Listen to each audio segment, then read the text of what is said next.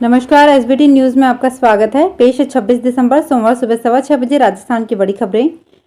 मुख्यमंत्री अशोक गहलोत ने रविवार को अमर जवान ज्योति से 167 नए एम्बुलेंस वाहनों को हरी झंडी दिखाकर अलग अलग जिलों के लिए रवाना किया। इन सभी एम्बुलेंस को विभिन्न जिलों में आधारभूत चिकित्सा सेवाओं को और मजबूत करने के लिए बेड़े में शामिल किया जाएगा।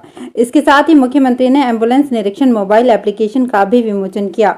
इसके माध्यम से इन एम्बुलेंस वाहनों के मूवमेंट का प्रभावी निरीक्षण किया जा सकेगा। अशोक गहलोत ने इस अवसर पर एम्बुलेंस वाहन चालकों को एम्बुलेंस की चाबी और मेडिकल किट भी सौंपे। उन्होंने कहा कि पूरे देश में जहां मात्र 41% आबादी के पास स्वास्थ्य बीमा है, वहीं राजस्थान में आज 90% लोगों को मुख्यमंत्री चिरंजीवी स्वास्थ्य बीमा योजना के तहत कवर किया गया है। राजस्थान में आरपीएससी का पेपर लीक होने के बाद लाखों उम्मीदवारों के जहन में एक सवाल था कि अब आखिर जीके और मनोविज्ञान का पेपर कब होगा। आरपीएससी का शनिवार को होने वाला पेपर लीक हो गया था। सुबह लाखों उम्मीदवार प्रदेश भर में परीक्षा केंद्र पर परीक्षा देने पहुंचे तो पेपर लीक की खबर सुनकर हैरान हो गए। अब जीके और मनोविज्ञान का पेपर 29 जनवरी को आयोजित किया जाएगा। यह आदेश आरपीएससी अजमेर ने जारी किए हैं। अभी आरपीएससी पेपर लीक मामले में उच्च स्तरीय जांच चल रही है। कई तरह की जांच कमेटियों का गठन किया गया है। अब तक 4 सरकारी कर्मचारियों की भूमिका के बाद उन्हें निलंबन कर दिया गया है। अब इनके बर्खास्तगी की कार्यवाही भी जारी है। 3 टीचर्स और 1 एलडीसी पर हुआ है। सीनियर टीचर भर्ती परीक्षा में पेपर लीक मामले में पुलिस ने सख्त कार्यवाही की तैयारी कर ली है। डीजीपी उमेश मिश्रा ने साफ किया कि आरोपियों के खिलाफ नेशनल सिक्योरिटी एक्ट लगाया जाएगा। आरोपियों की प्रॉपर्टी सीज होगी। आरोपियों की मदद करने वालों को भी नहीं छोड़ा जाएगा।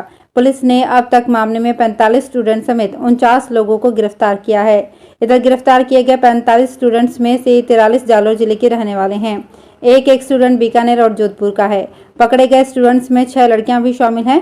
पुलिस ने आज सभी को मजिस्ट्रेट के सामने पेश किया, जहां से युवतियों को 2 और युवकों को 5 दिन के रिमांड पर भेज दिया गया है। पकड़े गए स्टूडेंट्स अब कोई भर्ती परीक्षा नहीं दे सकेंगे।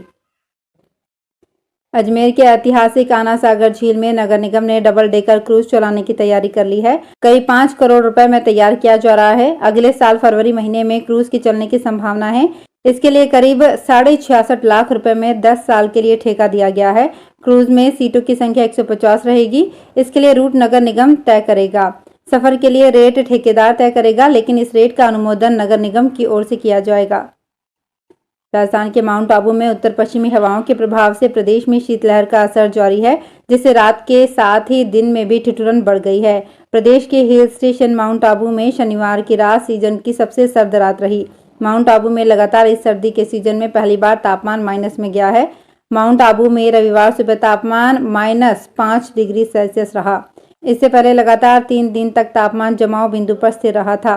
0 डिग्री सेल्सियस से शुरू हुए दिसंबर महीने में तापमान में उतार चढ़ाव व जमाव बिंदु के आसपास रहने से खुले मैदानों, पेड़ पौधों की पत्तियों, वाहनों की छतों और नक्की लेक पर खड़ी नावों पर सुबह बर्फ की परत देखने को मिल रही है।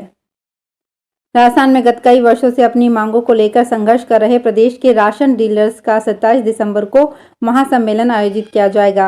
राशन डीलर समन्वय समिति के प्रदेश संयोजक डिम्पल कुमार, प्रदेश सह संयोजक शिवराज चौधरी और प्रदेश सह संयोजक दिनेश खंडेलवाल ने संवाददाता सम्मेलन में ये जानकारी दी। उन्होंने बताया कि समिति के तत्वाधान में 27 दिसंबर को राजधानी जयपुर के विद्याधर नगर स्टेडियम में प्रदेश के इतिहास का अब तक का सबसे बड़ा राशन डीलर्स का ऐतिहासिक सम्मेलन आयोजित किया जाएगा। 28 अक्टूबर से प्रदेश भर के बेरोजगार जयपुर के शहीद स्मारक पर सरकार के खिलाफ धरना देंगे।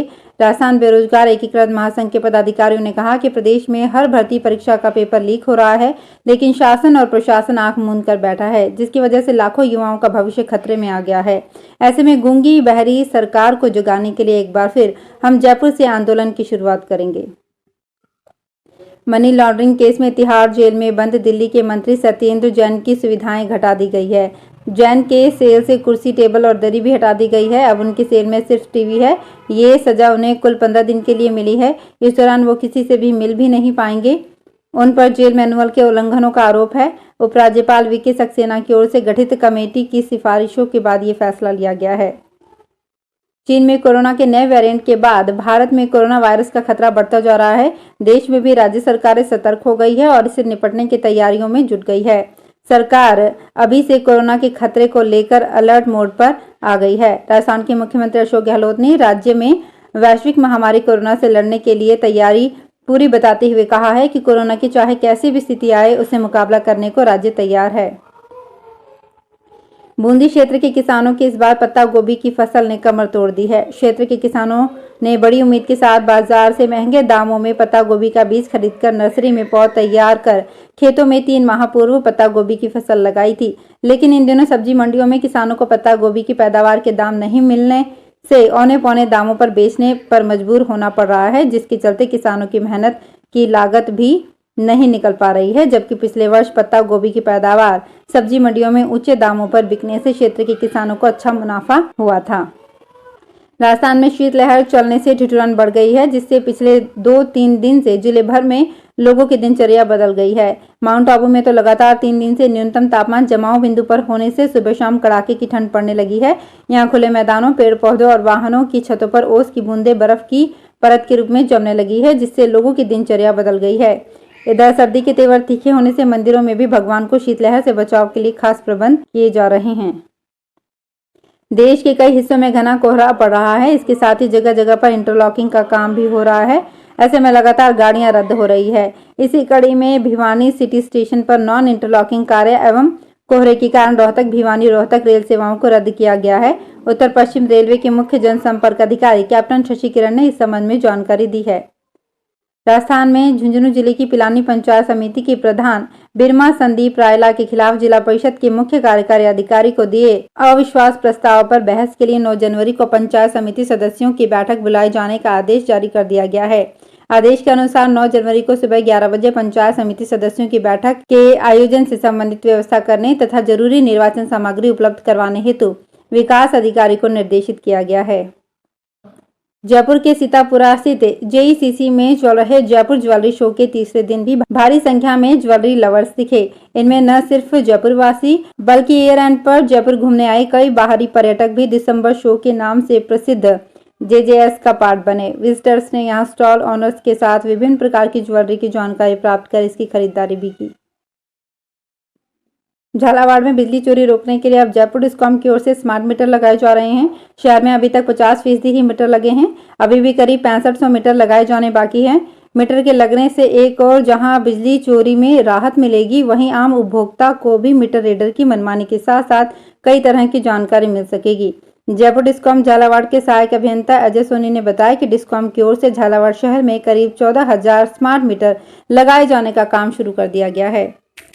तो फिलहाल इस बुलेटिन में इतना ही। फिर हाजिर होंगे कुछ और बड़ी खबरों के साथ। अगर आप भी अपने आसपास की छोटी बड़ी और महत्वपूर्ण खबरों से अपडेट रहना चाहते हैं तो सब्सक्राइब कीजिए हमारे चैनल एसपीटी न्यूज को और प्रेस कीजिए बेल आइकन पर।